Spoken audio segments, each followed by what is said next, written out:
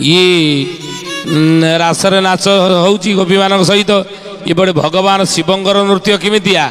जटाटवी गल ज्वल प्रवाह पावित स्थले गले लंबे लंबिता भुजंग तुंग मालिका डम डम डम डम नीना डम डमर भयं चकार तन्न तांडव तनोतु न शिव शिवं बुझिले शिवंकर नृत्य अलगा तेणु आंक ताल को ताल पड़ा ना ताल बेताल है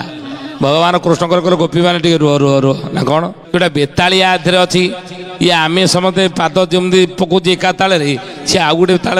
पाद पकाऊे आम पकई सारापर किए से बेतालियाटा कहीं जानी होनी ताल बेताल होची पुणी चलला भगवान कृष्णकर गोपी मान सहित रास देखा किए से बेतालिया धरा पड़ो आउ थे पुणी प्रभु कृष्ण गोपी मान सहित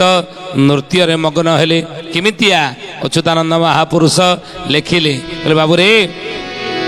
उलट कदम मूले विजय उलट कदम मूले विजय ऊंचाई मुरली की रंगे रहे ऊंचाई मुरली की रंगे रहे सखिलो अनुसरी भावना सखिलो अनुसरी भावना अनुपम तड़ा अनुपम तड़ा अनुपम तड़ा अनुपम तड़ तहिनी सानालो हे अनुपम तड़ अनुपम तड़ अनुपम तड़ अनुपम तड़ तहिनी सानालो ताल बेताल जो होगला धरी पकड़े प्रभु आ कृष्ण रासेश्वर कृष्ण धरी पकड़े भगवान शिवंकर हाथ को ये गोपी किए ये गोपी यार परिचय कौन धरी पकड़े हाथ को समस्ते मुंडे ओढ़ना देइछंदी प्रभु जेतबळे शिवंग मथार ओढ़ना काढ़ीदेले देखिले भगवान शिवशंकर आसु तस्यन्ते शीघ्रमिति भगवान शिवशंकर नारी वेशरे नारी रूप से अछंती आसिक रासस्थल प्रवेश करछंदी भगवान कहिले बोले हे शिवशंकर हे प्रभु आपणकर आज की वेश ये कौन स्त्री लोक वेश होइछनी नारी वेश होइछनी ना हे प्रभु नारी नहेले आपण रासस्थल प्रवेश करई देबे नाही तो सेइथि मु नारी वेश होइकी आसीछि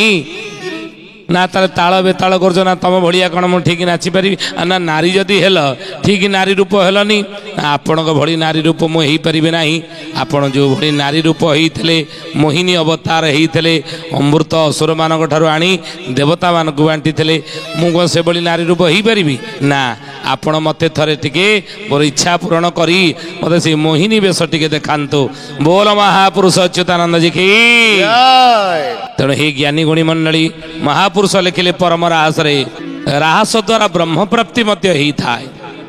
ये द्वादश गोपाल माने हे कलिजुगर मनीष राहस श्रवण करने द्वारा ब्रह्म प्राप्ति होता है राहस श्रवण द्वारा भवरूपक बंधन मध्य छिन्न हुई जीवर चैतन्य उदय होता है चेतना जागृत होता है शेष से राहस श्रवण द्वारा ब्रह्म प्राप्ति करिथाय बोली महापुरुष अच्युतानंद कहिले सुण सुजने परम राहस श्रवणे शुणिले मिलिब तोष श्रवण शुणिले मिलिब तोष श्रवणे शुणिले मिलिब तोष सकल बंधन मान छिनिब हेतुदय ब्रह्म को भेटिब हेतुदय ब्रह्म को भेटिब हेतुदय ब्रह्म को भेटिब। हे ज्ञानी गुणी मंडली शुद्धि जानी अच्युतानंद महापुरुष ओडिशीय वैष्णव होइथिबार से पंचकोशी परा परिधि मध्य श्रीक्षेत्र को गोलक राहस स्थली रूपे निरूपित करिछन्ति 18 नला ठारू सिंहद्वार जाए नित्य गोलक बोली महापुरुष कहिछन्ति 18 नला ठारू कौ जाके ना 18 नला सिंहद्वार जाके ये होची नित्य गोलक भूमि आउ 22 पाबछ ठारू गरुड़ स्तंभ जाए होची कोन ना महानित्य गोलक आउ रत्न सिंहासन को अनित्य गोलक रूपे महापुरुष अच्युतानंद वर्णना करिछन्ति गोपलीला ବା ରାସଲୀଳା ସୁଖ ଏବଂ ସେହି ସିଂହାସନ ଉପରେ ଜଗନ୍ନାଥ ଚତୁର୍ଦ୍ଧାମୂର୍ତ୍ତି ରୂପେ ବିଜେ କରି ଗୋପଲୀଳା ବା ରାସଲୀଳା ସୁଖ ଉପଭୋଗ କରୁଛନ୍ତି ବୋଲି ଅଚ୍ୟୁତାନନ୍ଦ ମହାପୁରୁଷ ମହାନିତ୍ୟ ରାହାସରେ କହିଲେ। କ'ଣ କହିଲେ? କହିଲେ ପଞ୍ଚୁକୋଶ ଘେନି ରାହସ ସ୍ଥଳୀ ନିତ୍ୟ ଅନିତ୍ୟ ଗୋଲକ ମଣ୍ଡଳୀ ନିତ୍ୟ ନିତ୍ୟ ଗୋଲକ ମଣ୍ଡଳୀ ନିତ୍ୟ ନିତ୍ୟ ଗୋଲକ ମଣ୍ଡଳୀ। ପଞ୍ଚକୋଶ ଘେନି ରାହସ ରାହସ ସ୍ଥଳ କୋଉ ଯାକେ? ଇଏ ପଞ୍ଚକୋଶକୁ ନେଇକି ହଉଛି ରାହସ ସ୍ଥଳ, ବୁଝିଲେ?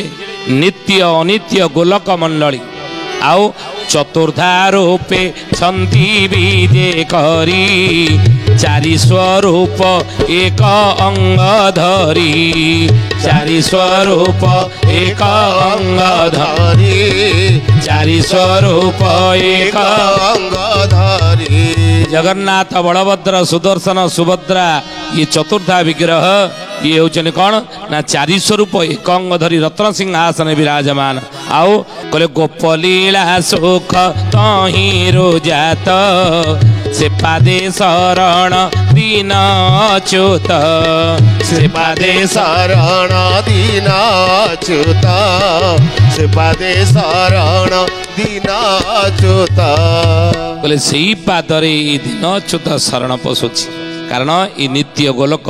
ଭୂମି ହେଉଛି ନୀଳାଚଳ କ୍ଷେତ୍ର ରାସରେ ମହାପୁରୁଷ କହିଲେ। ଏବଂ ଏ ଶରୀର ଭିତରେ ମଧ୍ୟ ହେ ଜ୍ଞାନୀ ଗୁଣୀ ମଣ୍ଡଳୀ ଶ୍ରୀକ୍ଷେତ୍ରକୁ ବର୍ଣ୍ଣନା କରିବା ପାଇଁ ଯାଇ ଅଚ୍ୟୁତାନନ୍ଦ ରାସରେ ମଧ୍ୟ କହିଛନ୍ତି କ'ଣ ଏ ଶରୀର ଭିତରେ ଶ୍ରୀକ୍ଷେତ୍ର କେମିତି ରହିଛି ୟାର ବର୍ଣ୍ଣନା ରାହସରେ ମଧ୍ୟ ମହାପୁରୁଷ ଅଚ୍ୟୁତ କରିଛନ୍ତି। କ'ଣ କହିଛନ୍ତି? କହିଲେ କଣ୍ଠଟି 18 ନଳା ତୋର କଣ୍ଠଟି 18 ନଳା ତୋର ମୁଖଟି 28 ସିଂହ ଦୁଆର ମୁଖଟି 28 ସିଂହ ଦୁଆର ନାସା ପୋଡ଼ା ଜୟ ବିଜୟ ଦୁଇ ନାସା ପୋଡ଼ା ଜୟ ବିଜୟ ଦୁଇ ଦନ୍ତ ବାବିଶି ପାବଛ ବୋଲାଇ ଦନ୍ତ ବାଇଶି ପାବଛ ବୋଲାଇ ସଖୀ ଗୋ ଗଣ୍ଡ ସ୍ଥାନ ମୁଦ୍ରାଠି ସଖୀ ଲୋ ଗଣ୍ଡ ସ୍ଥାନ ମୁଦ୍ରାଟି ବଡ଼ ଦାଣ୍ଡ ଗୋଟି ବଡ଼ ଦାଣ୍ଡ ଗୋଟି ବଡ଼ ଦାଣ୍ଡ ଗୋଟି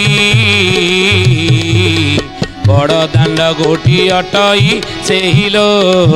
ହେ ବଡ଼ ଦାଣ୍ଡ ଗୋଟି ବଡ଼ ଦାଣ୍ଡ ଗୋଟି ବଡ଼ ଦାଣ୍ଡ ଗୋଟି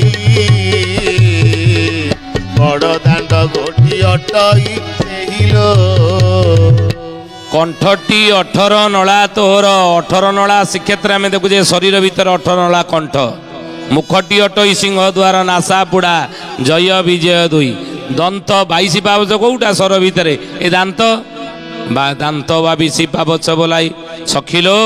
ଗଣ୍ଡ ସ୍ଥାନ ମୁଦ୍ରାଟି ବଡ଼ ଦାଣ୍ଡ ଗୋଟି 28 ଇଏ ବଡ଼ ଦାଣ୍ଡ କୋଉଟା ସ୍ୱର ଭିତରେ ଏ ଗଣ୍ଡସ୍ଥଳ କହିଲେ ଜିହ୍ୱାକୁ ଜଗମୋହନଟି କହି ଜିହ୍ୱାକୁ ଜଗମୋହନଟି କହି ମନ ପବନ ଗରୁଡ଼ ଖମ୍ବହି ମନ ପବନ ଗରୁଡ଼ ଖମ୍ବହି ନାସାର ଡାହାଣ ପୁଡ଼ାଟି ଜାଣ ନାସାର ଡାହାଣ ପୁଡ଼ାଟି ଜାଣ ଗରୁଡ଼ ଡାହାଣ ଡେଣା ପ୍ରମାଣ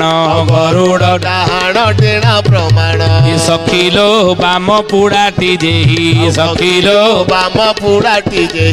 ସଖିଲୋ ବାମ ପୁଡ଼ାଟି ଯେହି ସଖିଲୋ ବାମ ପୁଡ଼ାଟି ଯେହି ବାମ ଡେଣା ଗୋଟି ବାମ ଡେଣା ଗୋଟି ବାମ ଡେଣା ଗୋଟି ବାମ ଡେଣା ଗୋଟି ଅଟଇ ସେହି ଲୋ ହେ ବାମ ଡେଣା ଗୋଟି ବାମ ଡେଣା ଗୋଟି ବାମ ଡେଣା ଗୋଟି ବାମ ଡେଣା ଗୋଟି ଅଟଇ ସେହି ଲୋ।